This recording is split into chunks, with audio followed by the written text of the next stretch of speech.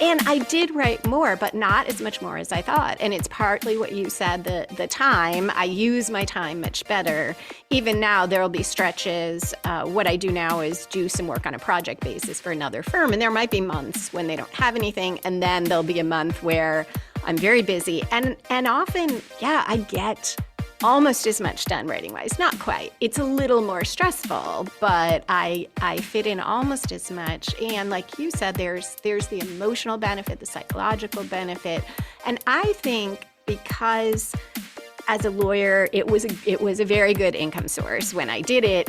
And I only really thought about that part when I hit the point where I thought, okay, financially, I can do this. I don't need to do this full time anymore. I can cut back. And I really overlooked the other pluses in a lot of ways.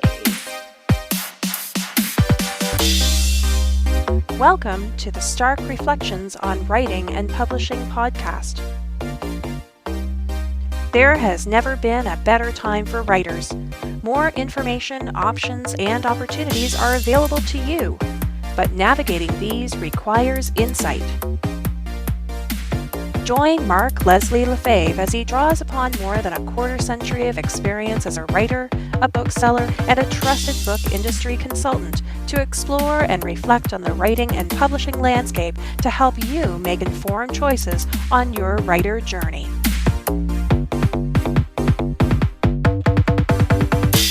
Hello, Reflectives, and welcome to episode 303 of the Stark Reflections podcast. This is your host, Mark Leslie Lefebvre. In today's episode, I have an interview with Lisa M. Lilly. A writer, attorney, and podcaster, Lisa M. Lilly is the author of the QC Davis Mysteries and the best-selling 4-book Awakening Supernatural thriller series.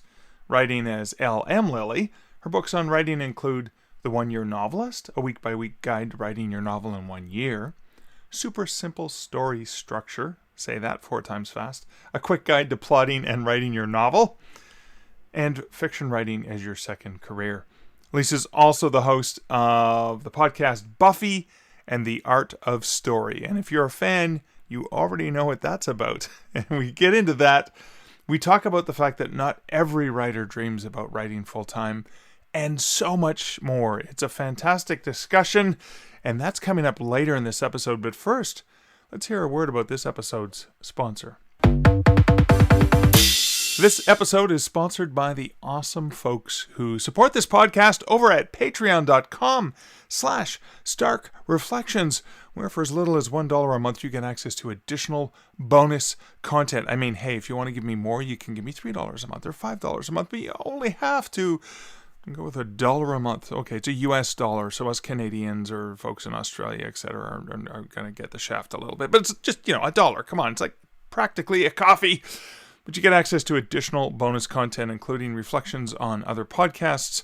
Sometimes I'll just read really great articles that I find that I want to share for those of you who prefer to consume an audio, as well as additional surprise bonuses for my awesome patrons, and a huge, gigantic, big open-armed hug or high five or distance wave and smile, if you'd rather keep that social distancing, for all of the awesome people who support this podcast over at patreon.com/starkreflections. And since I just said the URL, I'm not going to leave the URL if you want to check it out yourself. And in terms of comments, I got to go back several episodes and pull out from the comment archives because I've kind of skipped it along the way. Let's go back to episode 297, which was entitled Enthusiasm, Encouragement, and Alchemy for Authors with Joe Buer. And this comment came in on the blog over at starkreflections.ca where the show notes live. And it came from Lisa M. Lilly. Yeah, Lisa M. Lilly, today's guest. Woohoo! Good timing here. Lisa said, "Thank you so much for sharing this interview with Joe Buer. She took me right back to those moments of wonder when I was a kid at the library. I remember feeling thrilled when I discovered the concept of a series of books. The Oz books and Narnia books come to mind. And learning about all sorts of topics from ESP to code breaking to the care of puppies in the nonfiction section. What a great reminder to stay in touch with our childhood love of books and writing." Oh, couldn't say that any better, Lisa. It's so much for us all at our local public library, and I'm so glad that that part of the interview with Joe resonated with you. And I look forward to hearing some of your thoughts on this episode, Lisa, coming up. All right, I'm going to skip over to episode 300. So many comments from people. And yeah, okay, this is a little bit more self-congratulation and navel-gazing, but hey, love you guys, and I love all the comments that you've shared. So over on the Twitter sphere, Edwin Downward said, cringing at the quality of audio I sent Mark for his 300th episode of the Stark Reflections podcast, and yet, chest puffed, he chose to include it alongside so many higher quality reflections on what his show means to listeners. Oh, thank you so much, Edwin, and you know I do appreciate your great comments and ongoing thoughts and reflections. That's really a really cool element of the podcast for me, is hearing those. And listen, Edwin, don't worry. It's the quality of the reflection, not the quality of the audio, that counts. And you count, my friend. So thanks so much for that. Thunderwolf at TWolf1979 said, and I'm going to assume that the 1979 was the year that T-Wolf was born. Hey, I'm 10 years older than you, T-Wolf. But anyways, T-Wolf said, congrats, Mark. Cheers to many more. Maddie Dalrymple at the Indie Author said, congratulations to Mark on his 300th episode. Check it out and then drop Mark a note thanking him for everything he has done for the writing and publishing communities. Thank you so much, Maddie, and you do a lot for the writing and publishing communities as well, my friend. Thanks for being the Indie Author. Kevin Tomlinson said, my friend Mark Leslie just reached his 300th episode of the podcast for writers, and I was honored to be a part of it. Give it a listen to hear from the likes of me, Joanna Penn, Jay Thorne, and more. Oh, speaking of Jay Thorne, by the way, thanks, Kevin. But speaking of Jay Thorne, and so Jay Thorne has the awesome pride flags around the word advocate in his Twitter handle. I noticed that, Jay, and I love that. Really respect you for that. Thanks for doing that. But Jay Thorne said, at Mark Leslie, congratulations on 300. You've helped us all so much, and the author community appreciates you. Thank you, Jay. And I know that the author community appreciates you as well for all the amazing things that you do for authors. And over on Twitter, Ron Collins, who was also a guest voice on episode 300, said, I admit it felt really good to be part of Mark's 300th celebration. The man is an icon. Well, Ron, flattery will get you everywhere, my friend. Thank you so much. Joanna F. Penn, JF Penn, or at the Creative Penn on Twitter, said, lovely to celebrate with Mark Leslie for his 300th show. Thank you so much, Joe, for being a part of that. It was really exciting. Again, I'm always just, in your shadow and your footprints, trying to work my way up to that awesomeness that you are, my dear friend. And in the comments section over at starkreflections.ca for episode 300, Cheryl Rogers said, it was fun hearing a clip from your first episode. It jogged my memory. And I realized I've been listening to your podcasts from the start. Oh my God, Cheryl, that's so awesome. Thanks for being here. Back to Cheryl. Cheryl says, I recall that episode where you admitted you hadn't achieved everything on your timeline and were open to reevaluating and resetting your goals. That year, I had intended to publish my first cozy mystery, but it wasn't until yesterday that I finally released it. Talk about resetting goals, right? But I realized I wanted to work on my craft before making my public debut. I totally agree with what one of your listeners mentioned about enjoying your end of episode reflections almost more than any other part. I love hearing your reactions to your guests and thoughts on the conversation. We've never met, but I'm pretty sure Julie Strauss hit the nail on the head when she said, you're just as kind and caring in person as you come across on Stark Reflections. Okay, I'm going to cry here. I think of you as the good guy of self-publishing, and I turn to your podcast whenever I need some inspiration, especially when I'm overwhelmed by the whole self-publishing process. Thanks for all 300 episodes of your generous sharing. Cheryl, thank you so much. That means so much. And I'm not joking when I say I'm in tears here, because my eyes are getting really, really misty. But thank you for the praise. Thank you for that. I love that you love the reflections. I'm glad you took the time to share that. But I'm so excited that you shared that you had intended to publish your first mystery, 5-6 years ago, when that first episode came out.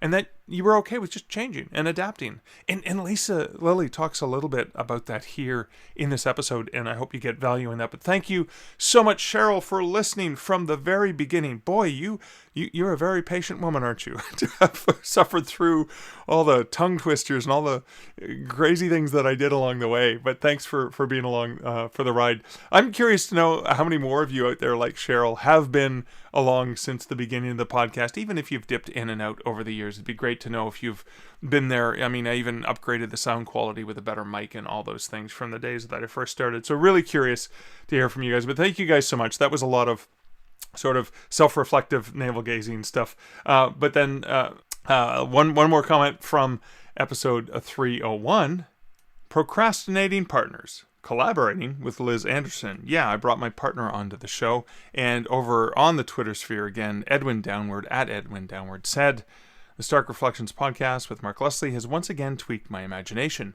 This time, around that one guest showing up on all different podcasts in a short period of time. Each host has a different focus, meaning the exact nature of each interview will vary. Thanks for calling that out, Edwin. I think that's a really important thing, because there are folks who make the rounds on the different podcasts, but you got to remember, just like a reader brings something unique to your book, even though it's the exact same book, a different interview is going to bring something unique to the interview experience. And hopefully that the slightly different questions, a slightly different chemistry between the host and the guest is going to bring something valuable, something different. So when I know, for example, that a guest that I've had on has already been on another show, I want to offer variety and things like that, but I'm hoping that we can also, just the fact that myself and whoever else is interviewing the other guests, as awesome as they are, we're going to approach it differently enough to provide listeners with something hopefully unique along the way. And that is the uniqueness when we think about AI and we think about all the things that are going on in the author community. And this is something I'm going to harp on what Joanna Penn says, and I couldn't agree with her more, is that doubling down on your authenticity, doubling down on your humanity, and just doubling down on being your more authentic self is one of the ways that you can stand out in the world. Because I'm talking to you, you're awesome and you're unique, and don't you forget it. So that was a lot of comments, and I'm already, probably a dozen minutes into the podcast. I'm looking at the timer here, but a little behind the scenes secret here. So what I do is I've probably recorded stuff and said things the wrong way and started again and cleared my throat and had a gastrointestinal issue. The dog made some noise, or he had a gastrointestinal issue, and I'm not allowed to shame Indiana when he has gas. But so I don't really know the actual length. It says 13:45 right now, but it's probably going to be shorter because I'm going to cut out some of my babbling. Not all of it. You get to benefit from my babbling. But you don't have to go through my personal update. I'm going to save that for the next episode. What I'm going to do right now is I'm going to say, why don't you and I have a little listen to what Lisa and I spoke about when I interviewed her for episode 303 of the podcast. And this is Lisa M. Lilly, coming right up after this bumper.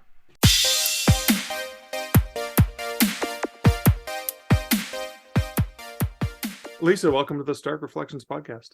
Thank you. I'm so excited to be here. Well, it's an honor to it's an honor to be in a virtual studio with you today. Right. You too.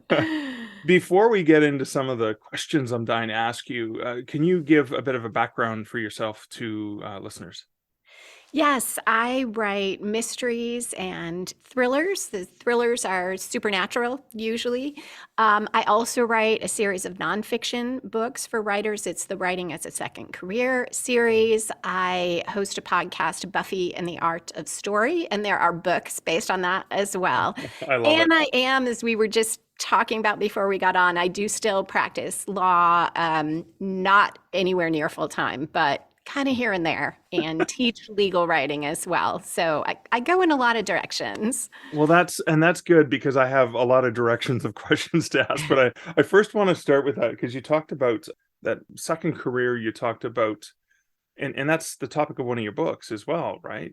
So Yes, my most recent one is called Fiction Writing as Your Second right. Career. So let's talk about that because I'm positive that most of the people listening to the Stark Reflections podcast, like me, are not full-time writers, that they do other things to earn income, and writing is a thing obviously very passionate and committed to, but it may not be the full-time thing. And it doesn't have to be a full-time thing, right? Because you enjoy law, don't you? Yeah, especially now that I do less of it. But I do, and a strange thing happened to me when I had about 6 months when I didn't do anything but write. It just happened. I didn't Okay. teach those couple of semesters. I had completely wound down my law practice. And I thought, oh, this is awesome forever. All I've wanted to do for decades is just be able to write fiction. And I got kind of depressed and Mm, not in a terrible clinical way, but got a little blue, a little more anxious than usual. okay. And I didn't have as many ideas. And I realized I really missed that input and some of the excitement and the contact with people. One great thing about being a lawyer, I got to talk to really smart people all the time about different kinds of businesses they ran, about just all sorts of things. And missing that made a difference to my life, but also my business, my Right. writing business. Oh, I want to break that down a little bit more. My sister's a lawyer, but she's criminal. And so some of the people she talks to are not necessarily smart people. That's why they need her. Right, But right. what, can I ask what kind of law you practice? Because there are so many different variants, right? It's like I'm a writer. What do you write, right?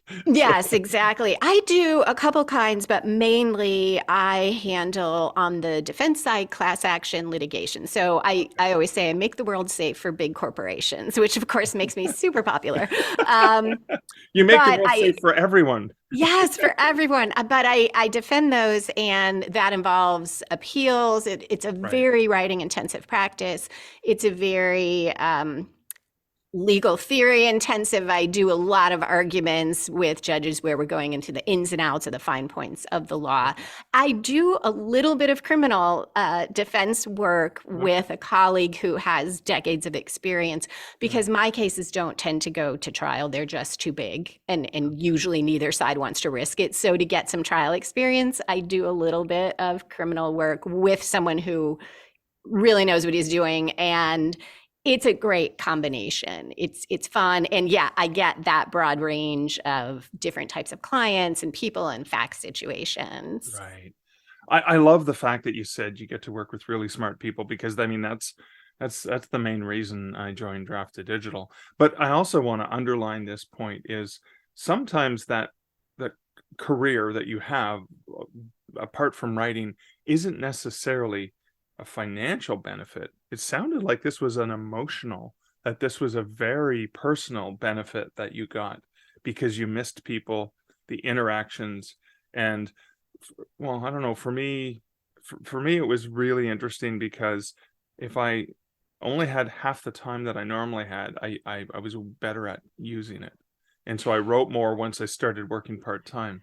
Did you find the same thing as you had the 6 months you said where Yeah, you're at about floating? 6 months where, yes, floating's a good word. And yes, I thought, oh, I will whatever 7 times the amount of output, whatever septuple my output. Right, And I did write more, but not as much more as I thought. And it's partly what you said, the time. I use my time much better. right. Even now, there'll be stretches. What I do now is do some work on a project basis for another firm. And there might be months when they don't have anything. And then there'll be a month where I'm very busy. And often, yeah, I get almost as much done writing wise. Not quite. It's a Right. little more stressful, but I fit in almost as much. And like you said, there's the emotional benefit, the psychological benefit. And I think because as a lawyer, it was a very good income source when I did it. And I only really thought about that part when I hit the point where I thought, okay, financially, I can do this. I don't need to do this full time anymore. I can cut back. And I really overlooked the other pluses in a lot of ways. Yeah, I love that. I have to ask this. Are your thrillers based sometimes on, inspired by real events? Not like Law and Order, but maybe, I keep thinking like Mickey Haller and Michael O'Connelly and a lot of the, right, a lot based on his crime reporting and the knowledge that he's had, that he injects a lot of that. I imagine you have insights that most people don't get access to. Yeah, it's a mix. So my series that I wrote when I was practicing full time, very little drawn from, it's a supernatural thriller series, kind of cross between Rosemary's Baby and the Davinci Code. And Oh, I I love think, that. oh, Let's well, say that again. check it That's out. a log It's line I want to highlight here. cross between Rosemary's Baby and the Davinci Code. It's the Awakening series. Okay. And so it was completely different than anything I did in my law practice. Right. I'm sure I drew some characters and things. But Right. as I started cutting back on my law practice, I started writing a series. My current series is the QC Davis Mysteries. And the character, just by chance, is a lawyer who handles not quite what I do, but business related type of Yeah. litigation. And she starts solving crimes on the side, starting with her boyfriend is killed, or not killed. She finds his dead body. Right. And this was a little bit drawn from something I'd heard from a client. The police think it's suicide. And one of the first reasons she doesn't believe it is he had taken out this life insurance policy, had a son that he really loves deeply, wants to make sure is taken care of, and that invalidated the policy. And she knows he knew that. So she doesn't buy that this guy would have left his son like with nothing. So that's not what the whole of the book is about. That's about 2 lines in the book as one reason why. But the inspiration really was, I had heard this story from a client about someone who worked in the industry, who they said he killed himself. And they're like, no way would he do that. He knows that will leave his family unprotected, and he would not do it. So yeah, things will come in, certainly things from the criminal defense stuff I do. A lot of lines. I had a funny moment when the criminal defense lawyer I work with, he doesn't really read these types of books, but his wife read it. And she's like, do you know that you're in this book? And she's like, but you're a Black woman defense lawyer, but she says all the things that you say. Yeah. So I definitely borrow, I'll check things with him. Like, well, what kind of sentence would this person get? Or have you ever heard of this? Or is it unrealistic that a criminal defendant would do X, Y, Z? Yeah, and I think I love the fact, so your main character is performing a role that you know very well, or you have colleagues that you can call upon to make sure that it's realistic. And that probably saves you, researching if your main character happened to be in some other profession that would require full research, rather than going, well, I know what the day's like. I know what this kind of litigation is like, even though it's business as opposed to, criminal and whatever. So I think there's value in that, because it probably saves you some time, right?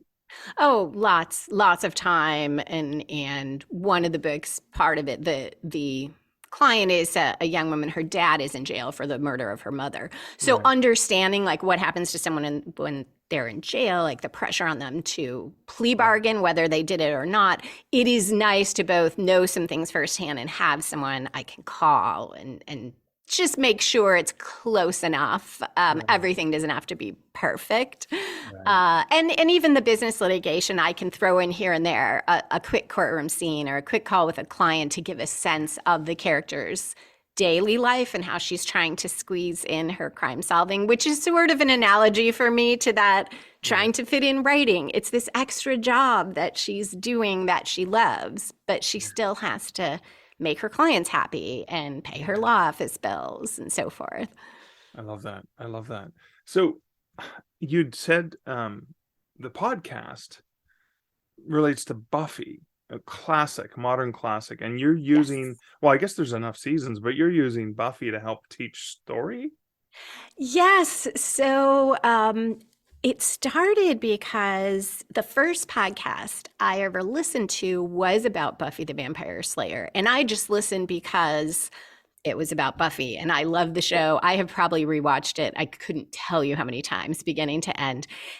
But the people who did it were also writers, and they talked through like what's working, what's not. And I learned so much about story, plot, character. So that podcast didn't finish out the series. And when I wanted to start one, I had two ideas. One is, wow, I'd love to talk about Buffy, and I know it so well. And the other is, I have one of my books, my first one I wrote nonfiction, is Super Simple Story Structure. And I go through a really basic framework for telling a story. And I had this idea about doing a podcast about that.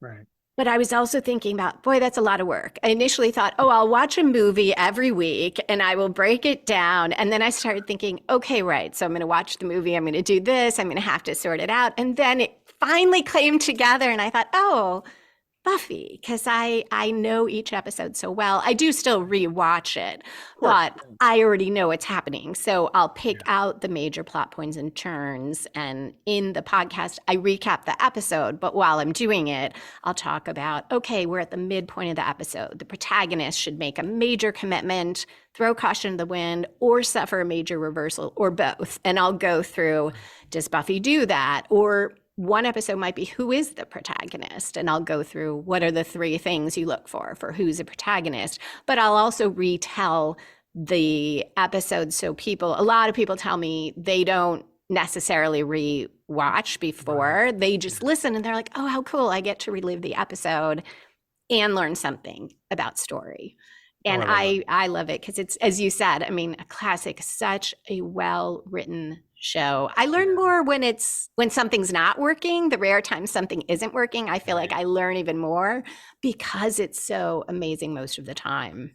Have you, and I don't know if this is something you've attended to or picked up on, but the different writers, when they've changed, have you ever noticed a pattern that, oh, when so-and-so writes an episode, I get this out of it, and when so-and-so, like, I don't know if you even get into that, even if you don't mention it in the podcast? A little bit. I noticed, because I'll always say who wrote it, who directed it. And the other thing is, so I'm old enough that I watched it when it aired on TV and then bought the DVDs. Of course. And the DVDs have the commentaries from the writers and directors. So where it's relevant, I will say, oh, on the DVD, Marty Noxon said this. And I love it because a number of them really do go into, why did they make this character choice? What were they trying to set up? Were they happy with this plot turn? So to some extent, I do, although they do talk about how they also work together to make it seamless so that each of them, one might write more funny things. Jane Espenson tends to write the funnier episodes, but they all can do funny or sad or heartbreaking or whatever it is. I do notice that, though, there for sure. And I especially notice often you can tell when it's a writer who isn't one of, I forget the word for it, but isn't one of the regular writers or showrunners who's brought in for one episode or two episodes. And I'll sometimes call back and compare that, like, okay, remember, this is the writer who wrote this episode. And often not always, but often don't like those quite as much because they're not as immersed in the world. Yeah. They could have been just a freelance writer who was called in because something else was going on. The regular staff writer wasn't able to do it. You'll see the characters like being just a little off, and you're like, wait, Xander's not usually like this, or Willow already worked out this issue 3 episodes ago. And that's when I really started to notice, this was this 1 or 2 time writer who pops in and out, but understandably isn't probably studying every episode.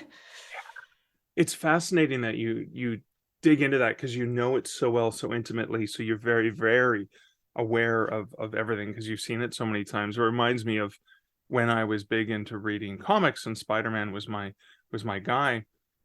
There were different writers who I resonated with.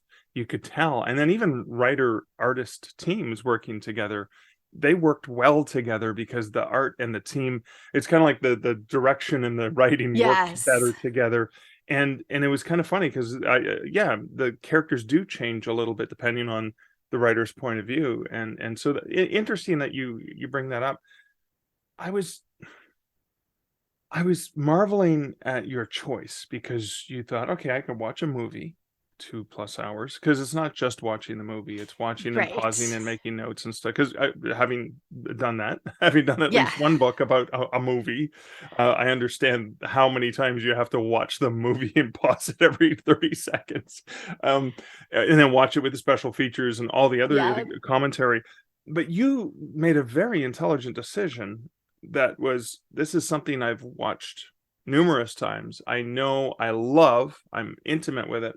So when I go back and review, I'm just highlighting some of the things. I think that's a genius thing, and it's something we have to remember.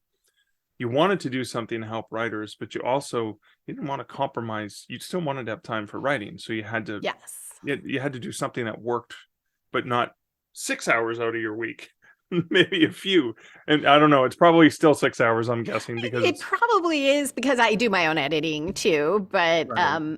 I also, to jump off of that, my first year I did one episode a week, because I Okay. thought, well, that's what you're supposed to do, and everything you read, Yeah. it should be at least one episode a week. And I want to say maybe the second year I did it, I was it was really hard to keep up with. And I decided to go every other week. And it was Right. kind of a tough decision, because from a gaining new listeners perspective, but I talked with a couple of friends who podcast, and finally came down on, I have to enjoy this. To your point, I want to be able to do my own writing and not short circuit the process of either one. And so I switched to every 2 weeks. And I mention that just because I think it's important. We hear all these rules, and it applies to writing as well. You must write every day. You must write at the same time every day, whatever it is. And sometimes your life, that is not going to work. And rather than quit, you could quit doing the thing, but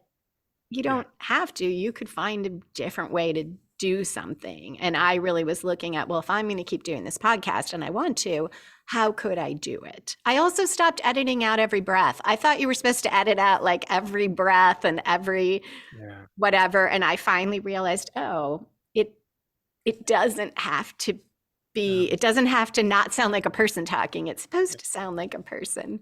No, I cannot resist the dad joke, and I will say, the police will not come and get you if you don't edit out every breath you take. Yeah, very nice. I was trying to figure out where that was going. That was awesome. Oh, I know. So it worked out brilliantly. I at least made myself laugh.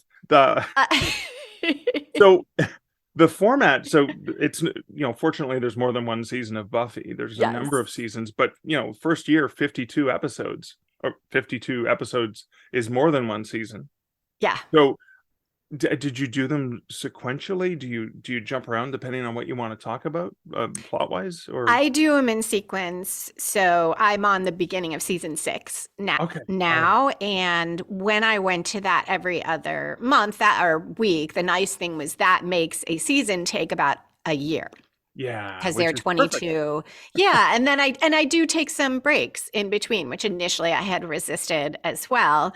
Right. But I take a break over the winter holidays. I take a break if I travel. And so in that sense, it's sort of spread out more. But right, that first season of it is only 12 episodes. So I did that pretty fast, was into season 2, and somewhere in season 2, I was like, oh, this is crazy. Wow. So hang on, with six seasons of Buffy, and how many episodes? So for example, a writer who is listening to this who says, oh my God, I love Buffy. I know I can use this to learn it because I know what she's talking about and it'll help me more. They have a veritable buffet of episodes. How many episodes could they binge? Yeah, I'm something like on episode, it's something like 120, or because you can go back and start with the first one. And I think it's a good idea, because that first double episode, the story structure is so clear in that. And so there's so much in there. But yeah, I do get, even now, people who email me and say, oh I'm so excited because I just found it and I can go back and I can get all the episodes, and they're like, I'm catching up. So it's, or you could listen backwards if you want, start with a new one and go then do the one before, the one before. Yeah, but it is episode by episode. And occasionally I'll do a bonus where someone else will come on. I had Rachel from Kobo came on, and because she's a huge She's a Buffy fan, and another person from Kobo who's a big Buffy fan, and so we did a bonus episode. So if you ever want to talk Buffy, pick an episode or a season. That's so cool. I love that. Rachel likes her dad jokes too. I know. Oh, see, that's good. So if you're doing a Kobo find promo, that out. if you're submitting a Kobo promo, in that little comment box, you put a little dad joke and put a dad joke. They'll remember you. There you go. So, okay, sorry, little aside. Always a little bonuses. We're getting off to the side.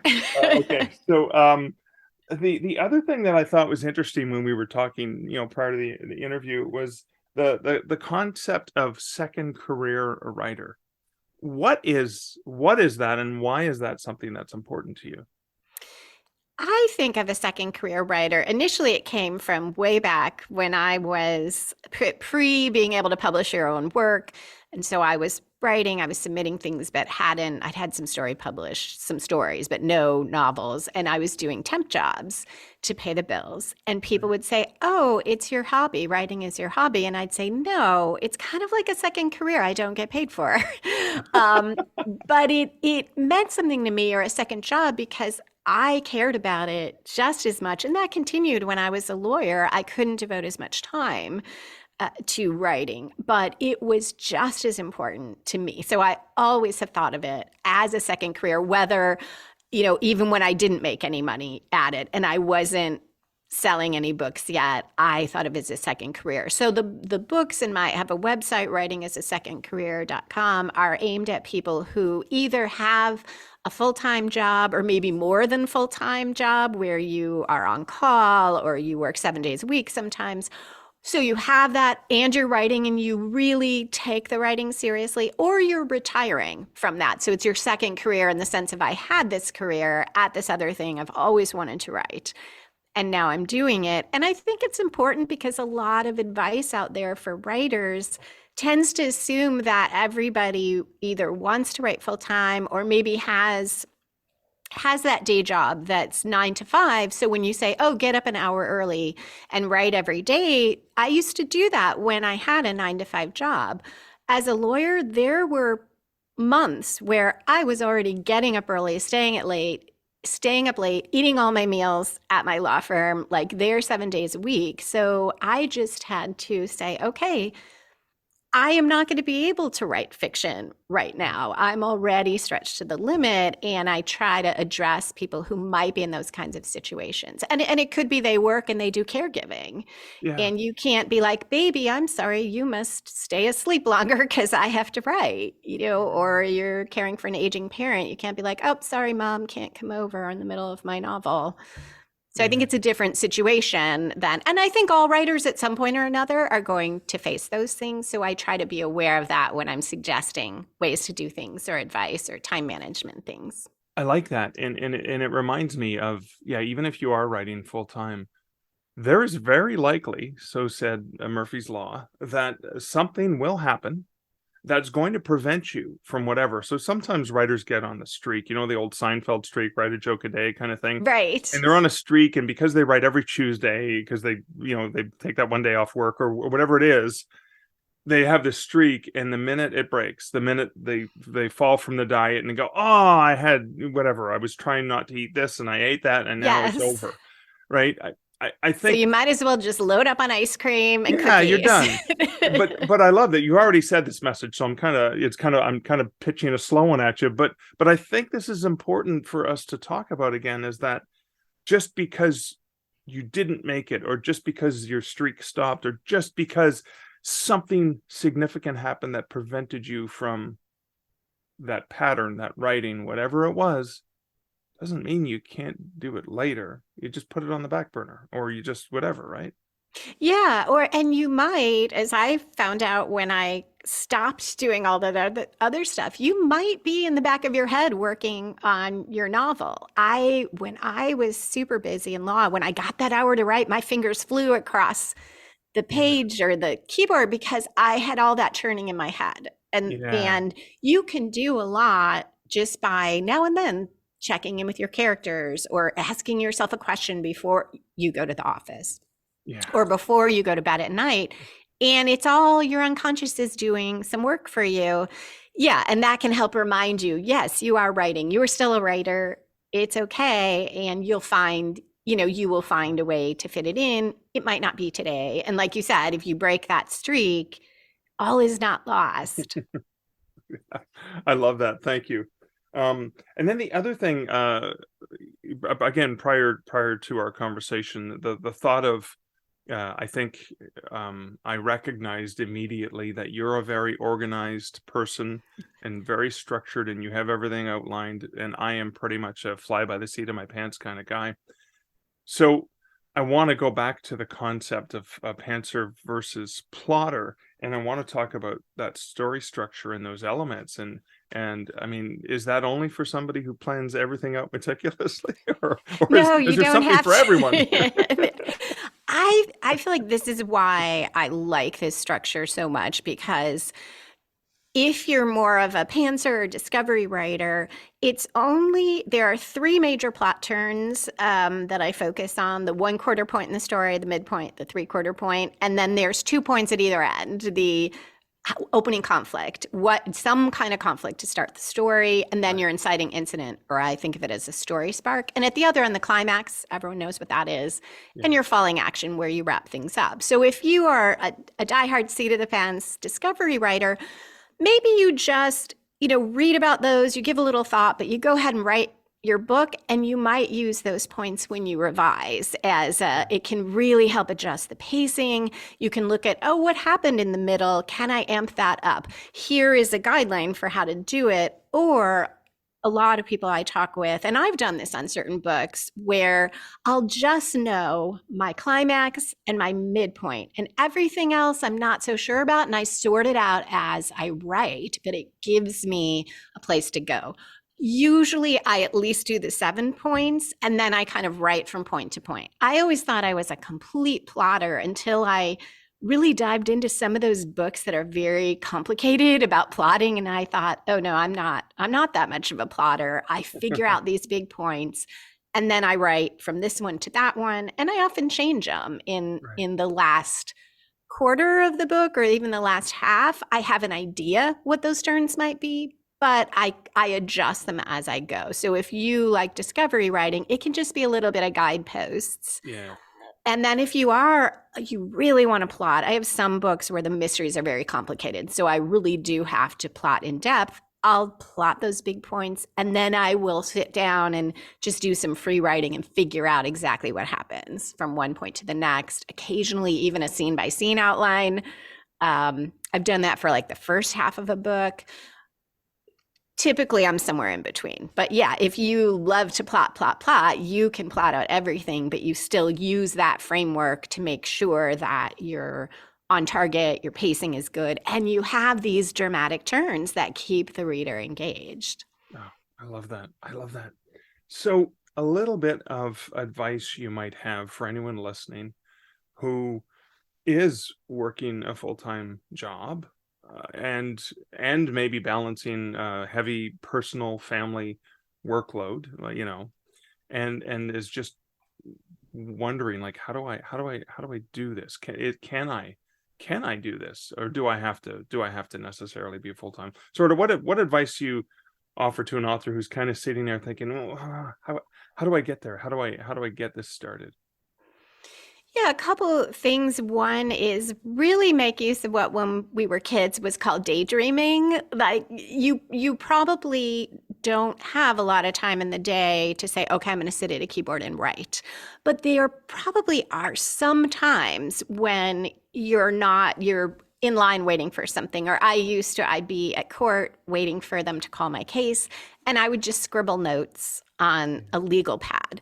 And if you don't know what you're writing yet, because that sometimes is the hardest thing, you want to write a novel, but you're not sure what, you can just start out with, I don't know what I want to write. Maybe I'll write about what if. I love what if. What if I wrote about a robot? What if I wrote about a woman who's trying to find her true love? What if I wrote about, and just ask yourself questions and answer, and use that is something you can do in 10 minutes here and there, 15 minutes here and there.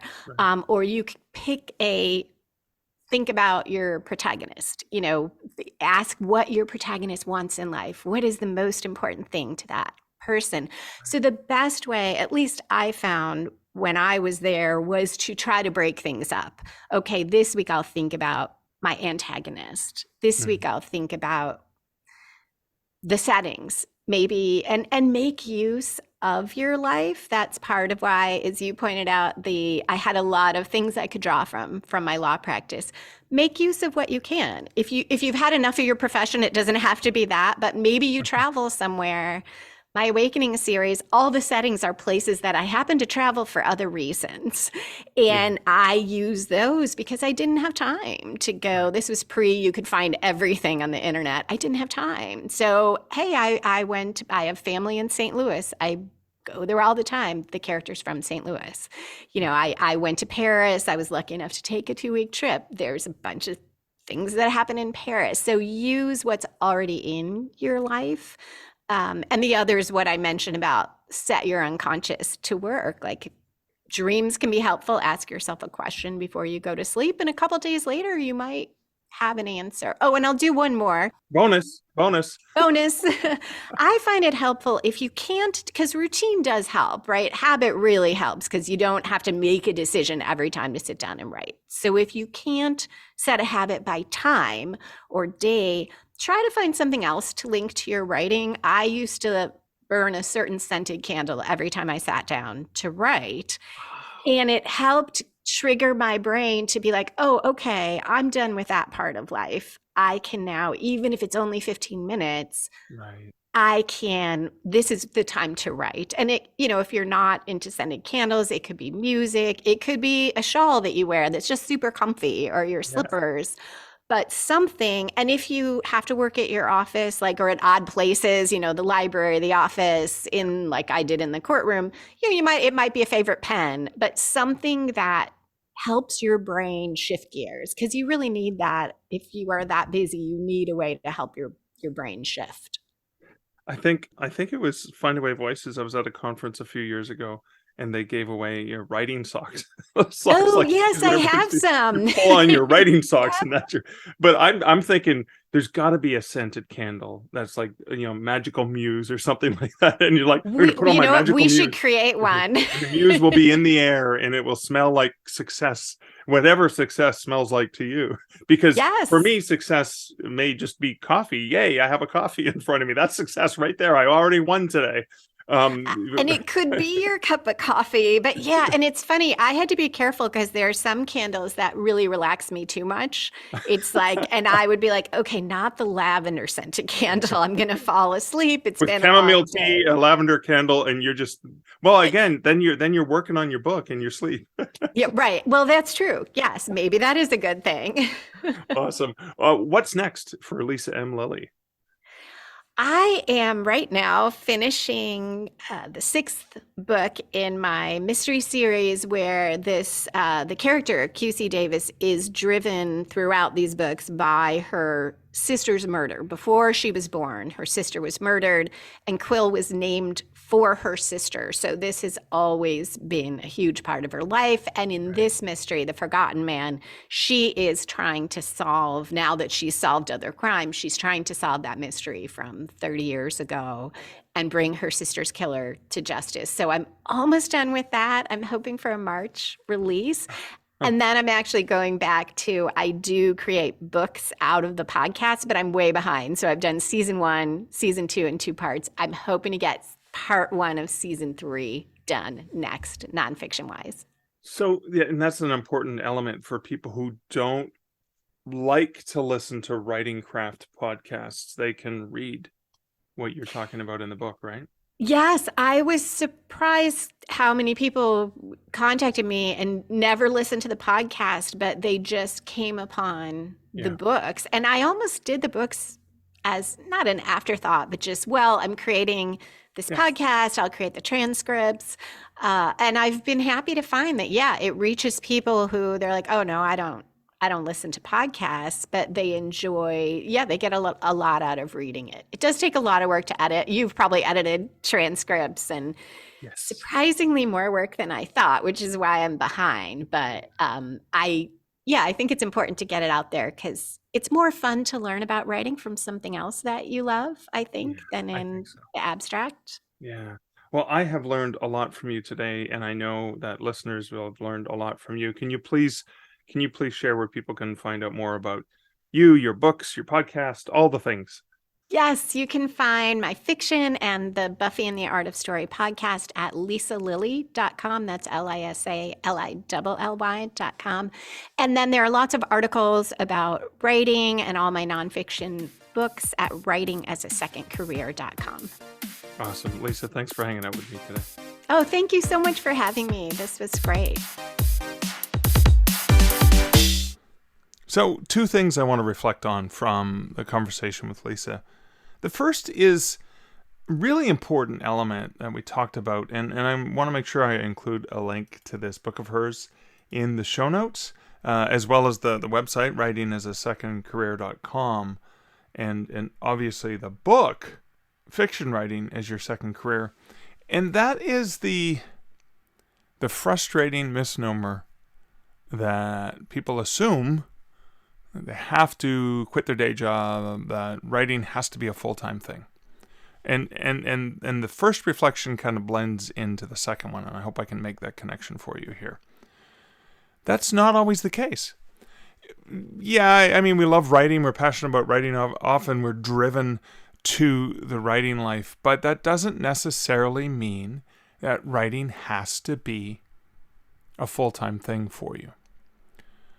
I'll explain my own situation. I talked about it before, but I'll just kind of reiterate it.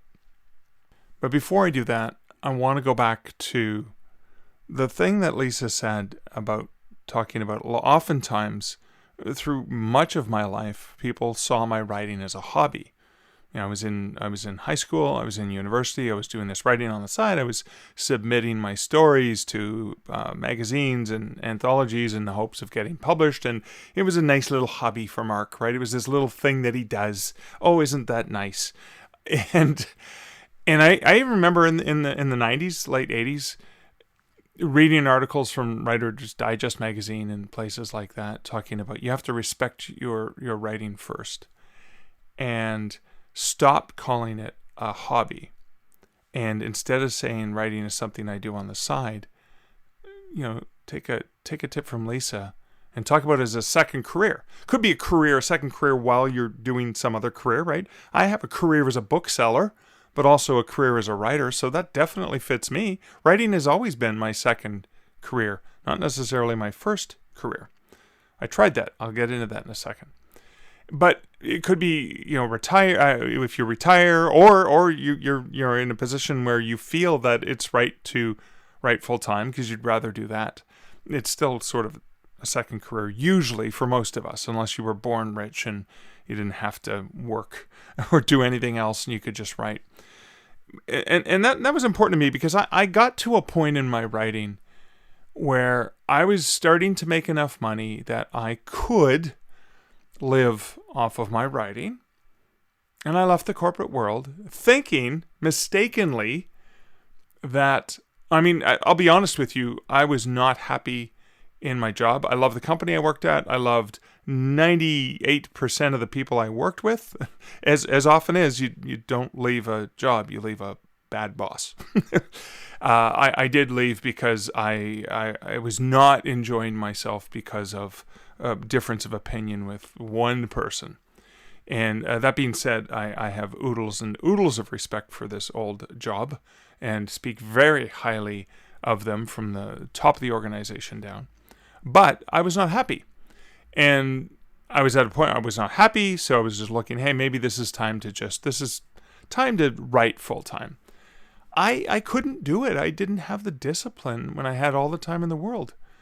And I didn't even make it a full year before I started working part-time for Drafted Digital. And that for me was perfect because I could take on 20 hours a week. doing something I'm passionate about with my book selling career, or my career as a book industry professional or advisor or consultant or whatever it is, just that business of writing and publishing that I get to wear when I put my draft to digital hat on.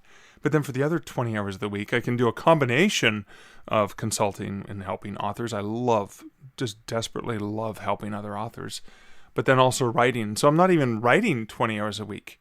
Well, it comes and goes, right? There's certain times where I'm writing a lot more and other times where I'm doing more of the admin stuff, etc. But that worked for me, that second career. So I learned that I couldn't write full-time, that it wasn't a thing that fit into my lifestyle very, very well. I needed to have that other thing. Now, Lisa talked about, and this is important, she talked about her law, the working as a lawyer, and she actually, it wasn't the money. Yeah, of course she makes way more money as a lawyer. It wasn't the money.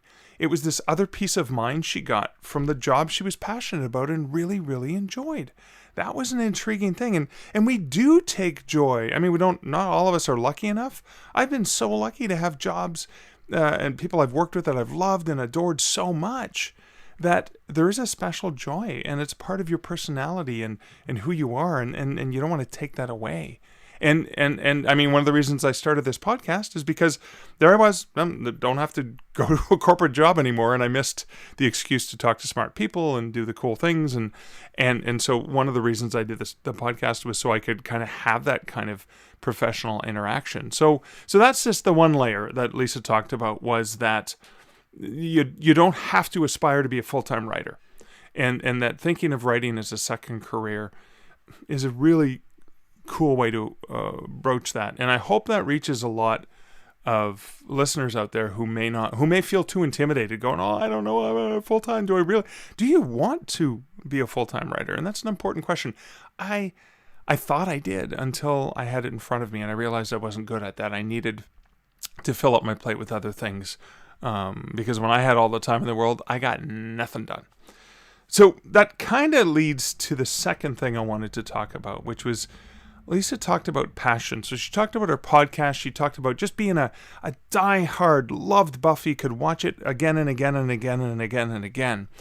And she turned that passion, she merged it with another passion that she had for story structure. And how can she leverage something she loved and adored and knew intimately so well with something that she was really passionate about, story structure, and she combined those passions into something that she has a blast doing, and I know is benefiting other writers out in the world. What a cool thing when you can merge and marry your passions with something that can take you to that next level and also benefit other people. I discovered the absolute thrill when I did the Canadian Mounted book, and I did it out of complete passion because it's a movie I've watched dozens and dozens and dozens and dozens of times, and I wrote a book about that because it was just a pure passion play for me.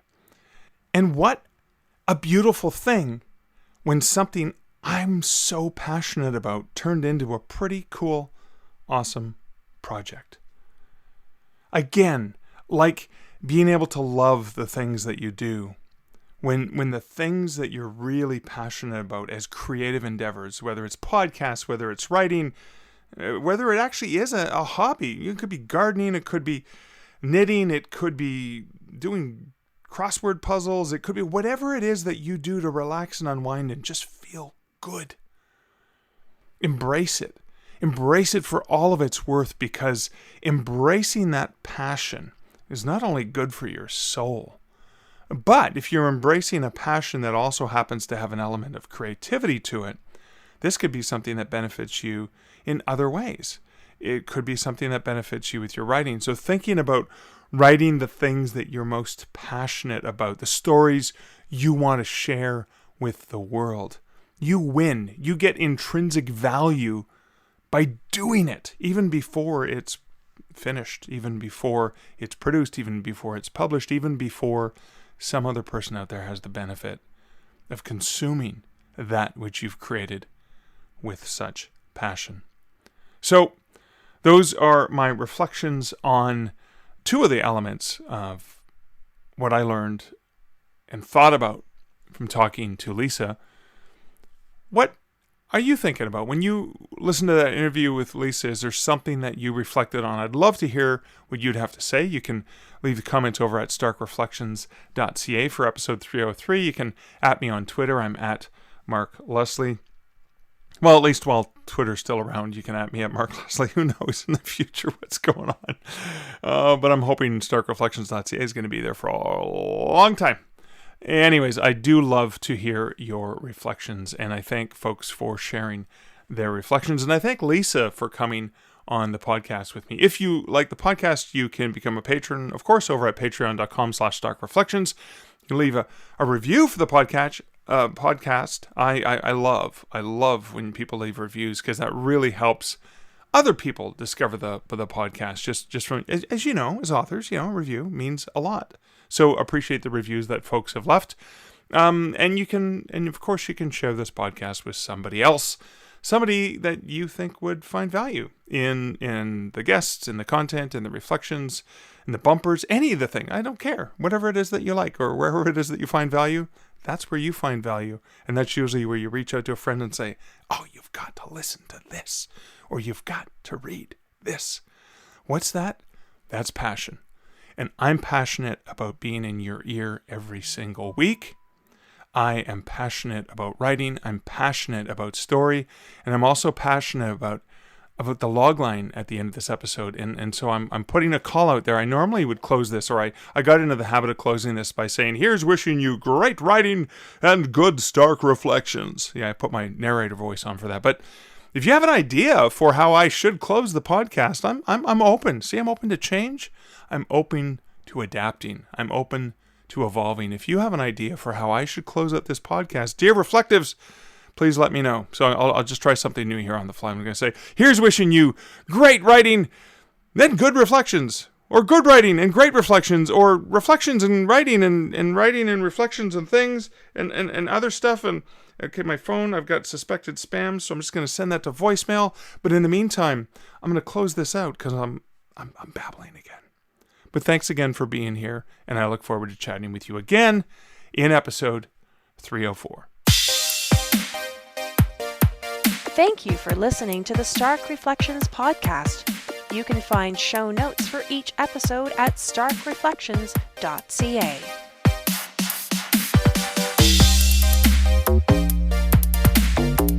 The music for this podcast, Laser Groove, was composed and produced by Kevin MacLeod. Check out more of Kevin's great music at incomptech.com.